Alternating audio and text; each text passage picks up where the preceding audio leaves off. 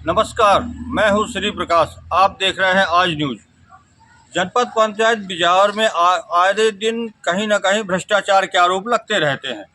ऐसा ही मामला एक जनपद पंचायत बिजावर के ग्राम भरगुआ के ग्राम पंचायत बिलगांव से आया है, जहां मृत होने के बाद जो 5,000 रुपए की सहायता दी जाती है, वही सरपंच सेक्रेटरी मिलकर हड़प कर लिया गया उनके द्वारा और उसको दिया नहीं गया।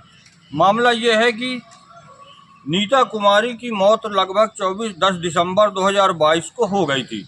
उनके पति संतोष नामदेव ने मौत के बाद सरपंच सेक्रेटरी को एक आवेदन दिया, जिसमें 5,000 की जो सहायता गौर शासन द्वारा दी जाती है उसे देने की मांग की।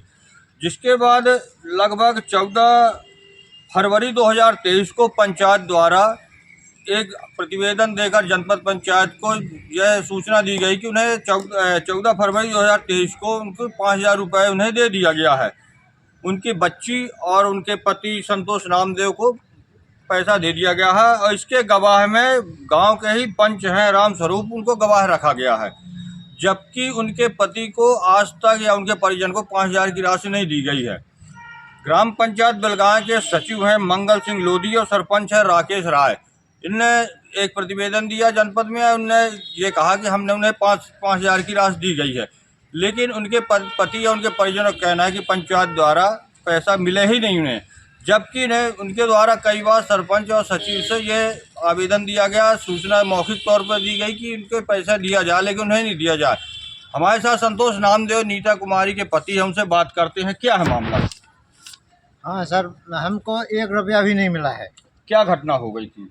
हमारी पत्नी की बीमार थी और वे बीमार होने के बाद वो पत्नी ख़त्म हो गई थी 24 नवंबर को। तो 10 दिसंबर को 10 दिसंबर को तो 10 दिसंबर को वो ख़त्म हो गई थी। तो मैंने सरपंच से कहा, सचिव से कहा कि मेरे को अंतिम संस्कार के रुपया हो जो वे हमें दे दो। तो वो बोले कि तुम्हारे रुपया नहीं मिल रहा है, तुम्हारे रुपया आई नहीं है। तो इसके बाद आपने क्या किया? तो इसके बाद हमने कही जब नहीं आए तो हम क्या करें, अब कोनो उपाय नहीं रहेगा। फिर हम चिमा गए।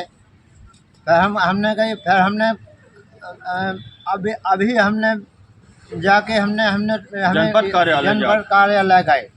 तो जनपद कार्यालय में हमने पता किया और पता करने के बाद फिर हमने वहाँ से वो निकलवाई कि कब माने जी ख़त्म भई थी तो इनके पैसा क्यों नहीं आए।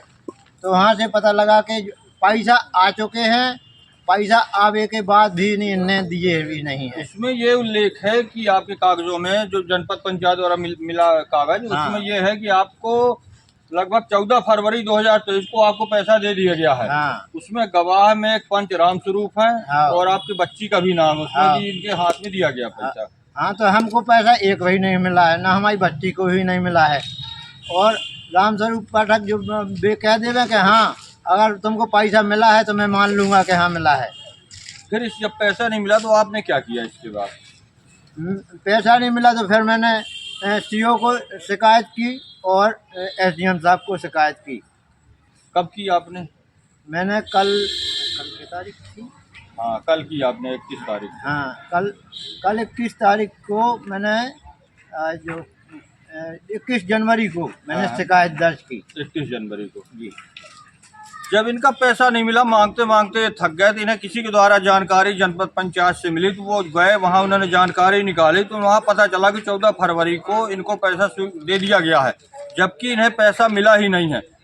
5,000 रुपये सहायता राशि शासन मृत के अंतिम संस्कार के लिए दिया जाता है, लेकिन सरपंच सेक्रेटरी द्वारा ये 5,000 रुपये भी उनके डका लिए गए।